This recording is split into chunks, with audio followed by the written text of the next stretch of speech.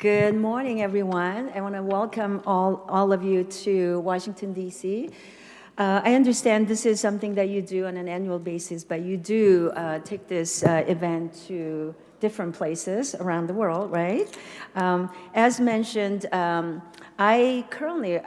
we just had an election in November. The state that I'm from, state of California, by law, they wait entire month after the election to certify the election results. So our election happened on November 5th, and today is the December 5th. So finally, the last race that we were counting every single day, curing the ballots, which is something that may be unfamiliar to some of you, but California also is one of the states that made the ballot curing legal, ballot harvesting legal, same-day voter registration legal, allowing 2 weeks, 3 weeks after the election to allow the ballots to come in and be counted within that 1 month period of time. So I finally know which of my colleagues are coming back or not coming back. But I am pleased and privileged and honored to tell you that I just won my re-election to the 3rd term. So I'll continue on representing not just my district in Orange County, Southern California, but I will continue to serve here in Congress. And I will remain on, if everything goes right, since my party, the Republican Party, is maintaining the House majority, we will definitely be able to control who takes the chairmanship. So my hope is that I will continue on as the chairwoman of the Indo-Pacific Subcommittee on the House Foreign Affairs. But I also serve on the House Financial Services Committee, where I serve as vice chair of the National Security and Illicit Finance. So with that quick background, I also want to say that before I came to Congress, I had the privilege of working with one of the outstanding, renowned members of Congress. Some of you may know Congressman Ed Royce, who served as chairman of the House Foreign Affairs Committee before he retired in 2018.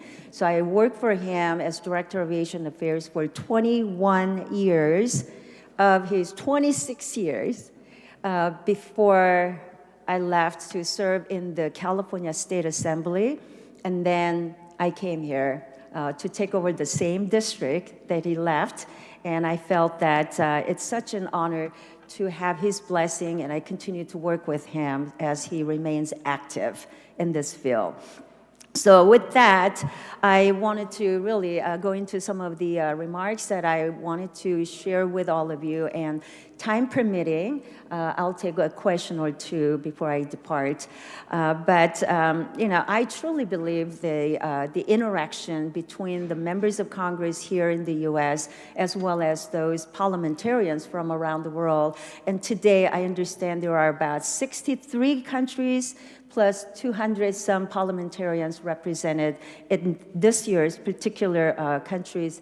And I know some of the countries that I work closely with, including South Korea, Philippines, Japan, Israel, and many others are represented. So I want to really, really welcome you to DC.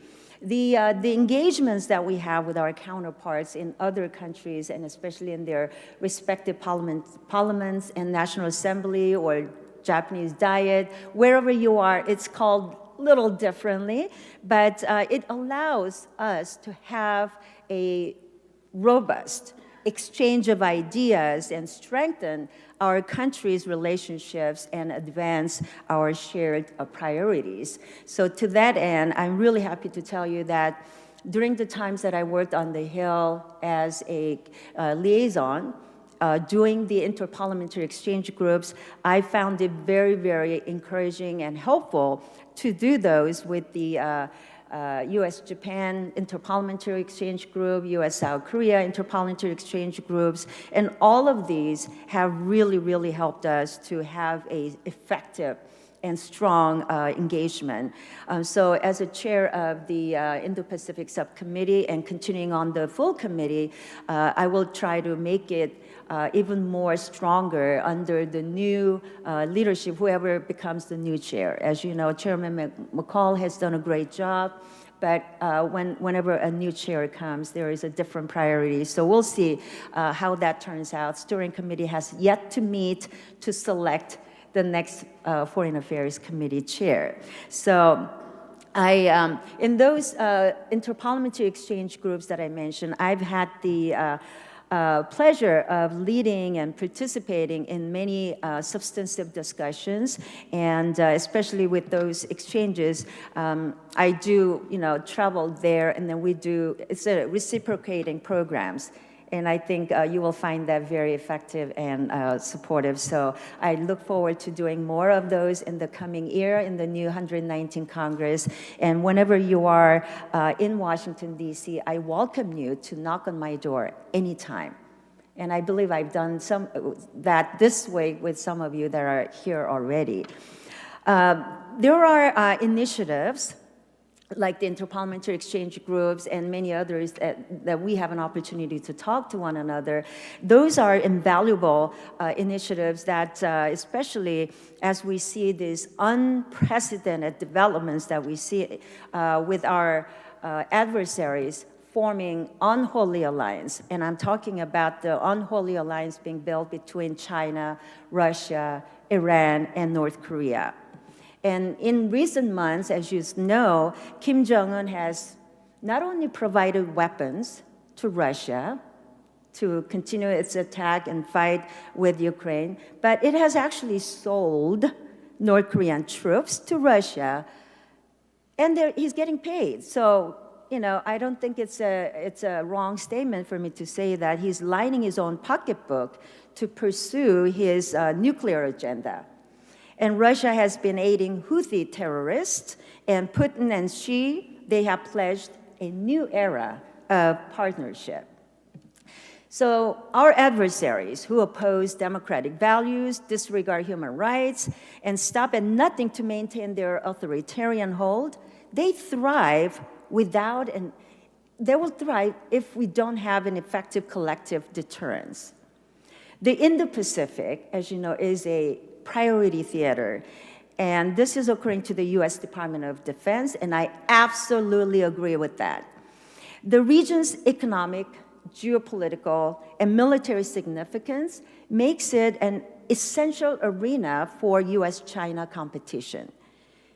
Xi Jinping is growing bolder and brazen every day. The PRC's naval activity threatens fishing operations, maritime shipping lanes, and laying of new undersea cables by the US allies and partners. The message is clear. Every time I visit the region in the Indo-Pacific, our allies are telling us they're waiting for us to show up. And when we don't show up, our adversaries do. Now, more than ever, America's alliances and strict partnerships in the region are key to US-China competition and to advancing a strong Indo-Pacific strategy. The Indo-Pacific Subcommittee, therefore, has a very important, crucial task ahead of us. Whether it's under my continued leadership as chair of the committee or under a different chair of the full committee, here are some of the priorities that I believe we need to focus on in the new Congress. And I'm going to categorize that in 3 categories. First, deepening security cooperation with like-minded partners and allies, including through the Quad, the Five Eyes, the US, Japan, Republic of Korea, Trilateral, and AUKUS. We've seen steady progress in these initiatives, and especially in the US, Japan, South Korea Trilateral.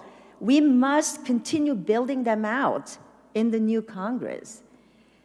And we also need to advance AUKUS by removing any potential barriers that restrict AUKUS Pillar 2's objectives. That is the transfer of the information and technology. The full implementation of AUKUS is critical to deterrence in the region. 2, continuing joint maritime awareness exercises through programs like RIMPAC. There is also, when I was in Indonesia, there was a Super Garuda exercises. So there are multiple ways that we can continue our joint exercises. And our joint freedom of navigation operations in the South China Sea demonstrates our united stand against PRC's aggression. During my trip to the Philippines last year, I did a flyover along the South China Sea, and I witnessed the Chinese Coast Guard harassing Philippine military vessels and fishermen. As the PRC resorts to coercive and escalatory tactics, including firing water cannons and flashing knives and axes, it is critical that United States show up and present our demonstration of commitment to our mutual defense treaty with the Philippines. And I had a chance to have a brief conversation with President Marcos when I was at Singapore early this year during the summit there. And he also appreciated our U.S.'s continued commitment. And we talked about what is the red line. And he talked about if there is any one person or casualty that will trigger the red line, or invoke the Mutual Defense Treaty. That's a conversation to be had more going forward. The third areas where I think we need to focus on is delivering on our promises to friends and allies in the Indo-Pacific. Whether that means addressing the remaining $9.82 billion backlog in the defense equipment that is already purchased and paid for by Taiwan. It also means taking more deliverable action to reassure our partners that it is serious about the trade in the region. I know there are concerns out there in the region about what's happening with the incoming president, with some of the statements that you probably saw and read in the news, but I am one member here that I truly believe more engagement in the region and showing up and giving them the alternatives to engage with the United States will be a way for our allies and partners to turn towards us rather than turning towards our adversary like China. I was also proud to lead the Partner with ASEAN Act that affords the ASEAN mission in Washington, D.C., the diplomatic privileges and immunities. And I've had a number of times where I sat down with the diplomats from ASEAN nations, and while it may be a small gesture, I think it sends a very strong message about where United States with our relationship and recognition of those countries. So I'm convinced that it is implementation will eventually facilitate more future foreign direct investments and strengthen our U.S.-ASEAN ties. I'm also supportive of U.S. entry into CPTPP.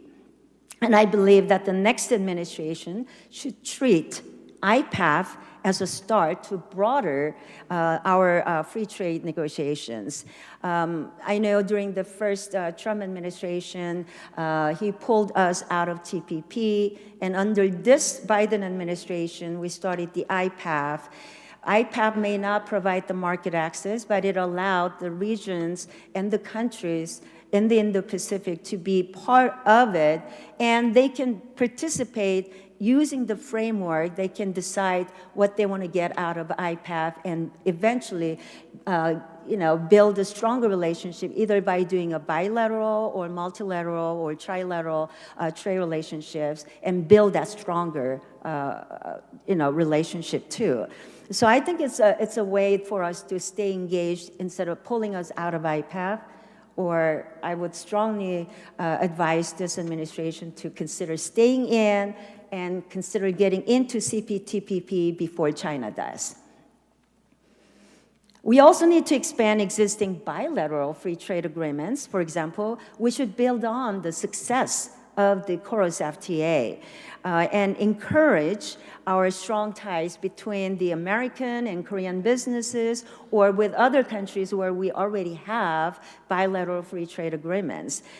Because, for that reason, I introduced the Partner with Korea Act to provide South Korea with 15,000 E4 visa categories, which is the same number of visa categories that were allotted for other countries that we already have trade agreements, like US, Canada, and others. South Korea was, didn't have that when it was first went into effect in 2012, so I've been trying to fix it, and when I came to Washington, in my current capacity, I introduced that bill, and hopefully we'll be able to see some serious movement on that. Let's see. Let me just summarize my remarks.